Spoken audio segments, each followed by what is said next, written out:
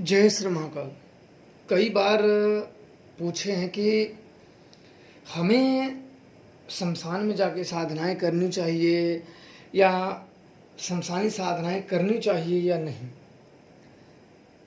तो आप लोगों को जानकारी के तौर पे मैं बता देता हूँ कि सबसे पहले तो गुरु का ही चयन ठीक से करें। गुरु का चयन अगर सही नहीं करोगे तो यूं ही आप मुंह उठाए शमशान में नहीं जाना चाहिए। शमशान के अपनी साधना के अपने नियम होते हैं और उन नियमों का पालन नहीं करोगे, एक तो शक्तियां नहीं मिलेंगी और मिलेंगी तो भूत प्रेत भी पीछे लग जाएंगे और ये लग जाएंगे तो इनसे इतनी हानियां होती हैं जिसकी भरपाई करना लगभग असंभव हो जाता है। इसलिए कभी भी नए नवेलों के चक्करों में पड़ के शमशान में पहली जाके साधना नहीं करनी चाहिए। नए नवेलों को आपको मैं बता दूं, इनको पहचानना बड़ा ही आसान होता है। इन्हें सबसे पहली जो क्रिया चिता भोग ही नहीं आते हैं। आप जाओगे डायरेक्ट ही ये शमशान में बैठा देंगे, जो इनके टूटे फूटे मंत्र रहेंगे गिरे पड़े वो दे देंगे, इसका जपो। शमशानों में सर्वप्रथम चिता भोग देना, शमशानी साधनाओं में या शमशान में साधना करने से पहले चिता भोग देना अनिवार्य रहता है।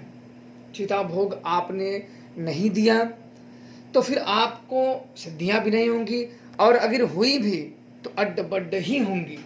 जैसे आप जगा रहे हो देवी को और जाग गई प्रेतनी, तो ऐसे ही उलट पुलट जागेंगे जिसका आपको भविष्य में नुकसान होगा और अत्यधिक नुकसान होगा और फिर आप गुरुओं को ढूंढते रह जाओगे। इसलिए मैं सदैव कहता हूँ, जिंदगी बहुत कीमती है। कोई भी क्रिया करिए, कुछ भी साधनाएं करिए, बड़े सोच समझ के। किसी के चक्करों में आके या बहकावे में आके तुरंत साधना मार्ग पे नहीं पैर रख लेना चाहिए। उसके पहले कई तैयारियां करनी पड़ती हैं, अपने को तैयार करना पड़ता है।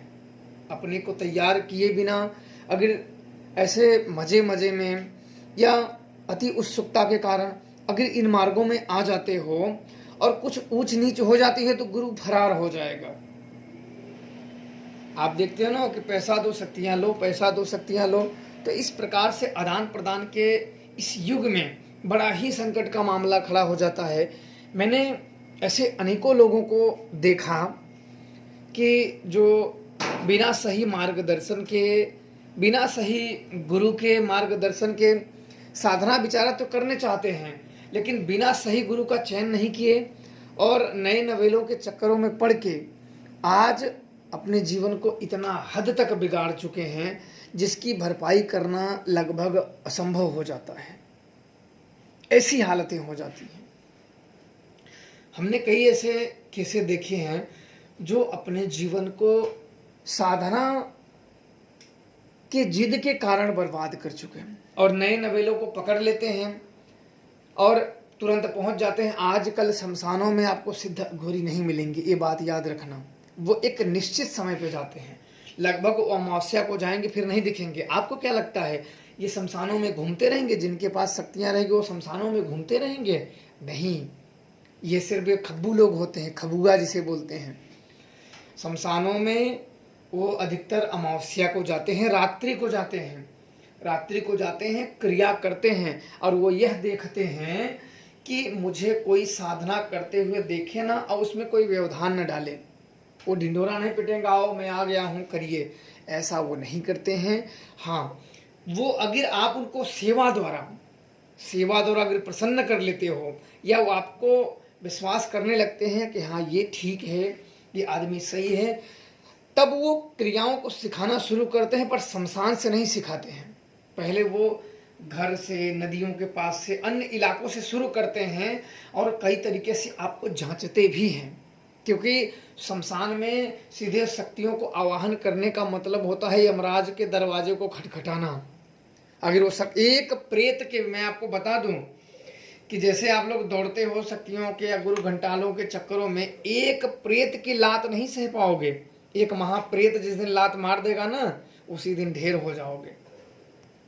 जिस दिन क्रिया सही से क्रिया तो करते कहाँ हो, जाओगे कभी 9 दिन, कभी 5 दिन, कभी 1 दिन में तो फरार हो जाते हैं। इनके क्रियाएं होती हैं शमशान में, बेहद ही तामसिक क्रियाएं होती हैं, बेहद ही तामसिक क्रियाएं होती हैं। और तामसिक क्रिया द्वारा ही आत्माओं को जगाया जाता है, चिता भोग दिया जाता है। चिता भोग देने के बाद ही आत्माओं को पे कंट्रोल पाया जा सकता है। और ऐसे ही नहीं आप गए अपना दारू वारू रखें बस जपने लगे, या तो गुरु वहाँ का सिद्ध हो और गुरु का सहयोग हो। अधिकतर मैं तो ज़्यादातर अभी मैं तो शमशानों में जाता हूँ अमावस्या को, पर अधिकतर मुझे, इसलिए मैं आप लोगों को समझाता हूँ कि अधिकतर मुझे फिर वही मिलते हैं, गुरु घंटाल ही लोग मिलते हैं। मेरा काम है आप लोगों को सही मार्ग दिखा देना। क्यों? क्योंकि आप लोग भी किसी के बच्चे हो, किसी के लड़के हो। जीवन बड़ा ही मूल्यवान हो, इससे मूल्यवान धन दौलत नहीं होती है। ये रुपया पैसा धन दौलत जीवन से मूल्यवान नहीं होता है। इनको यूं ही जाया नहीं करना चाहिए, ये बड़ी ही कीमती है।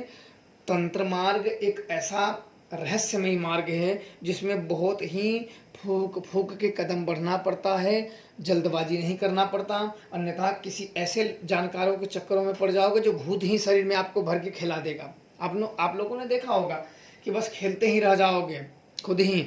सिद्धियां अलग लेवल की होती है, जब उस मार्गों पे जाओगे तो वो अलग लेवल की होती है, वो आनंद का मार्ग होता है।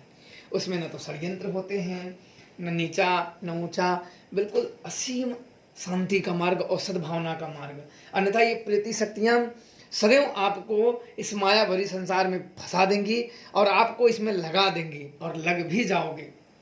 तो शमशान साधना जो आपने पूछा है तो बहुत आप लोग सोच समझ के करें, आप लोग नहीं समझ पाएंगे। क्योंकि ऐसा नहीं कि जो दिख रहा है वही सत्य हो, ऐसा भी नहीं है कि जो दिख रहा है बड़ा खूंखार दिख रहा है, वस्त्र से वेशभूषा से बड़े खतरनाक हो, तो जरूरी नहीं है कि वो खतरनाक ही हो। बुज़दिल से बुज़दिल लोगों का भी नाम शेर खान होता है, बड़े बड़े नाम होते, बुज़दिल से बुज़दिल लोगों का भी नाम शेर रख देते हैं। तो इसका क्या? इसलिए अपने बुद्धि और विवेक, अगर बुद्धि और विवेक का इस्तेमाल करोगे तो कोई आपको भरमा नहीं पाएगा, और वहीं बुद्धि विवेक का इस्तेमाल नहीं करोगे तो फिर आप भावनाओं में ही बह जाओगे। क्योंकि ये तंत्र साधना है, याद रखना, भावनाओं में बह के नहीं की जाती है। कई लोगों ने मुझे कहा मैं अपने गुरु के प्रति समर्पित हूँ, मेरे गुरु ने मुझे छोड़ दिया है या यह बोल दिया है, तो ये आपकी भावनाएं हैं, वो आपके काबिल ही नहीं है। अब भी शक्तियां तुम्हें सिखा रही हैं, बता रही हैं कि काबिल नहीं है, तो तुम्हें बता रही कि अब भी सुधर जाओ, लेकिन तुम नई नई भावनाओं में, तो भावनाएं में नहीं बहा जाता है। आप अपने उस इष्ट के प्रति समर्पित हो जाइए, उस शक्ति के प्रति समर्पित हो जाइए। महादेव जो सबके गुरु हैं, गुरुओं के गुरु हैं, देवों के देव हैं, महादेव, उनका द्वार सबके लिए खुला होता है। किसी के लिए कम, किसी के लिए ज़्यादा, ऐसा कुछ नहीं है।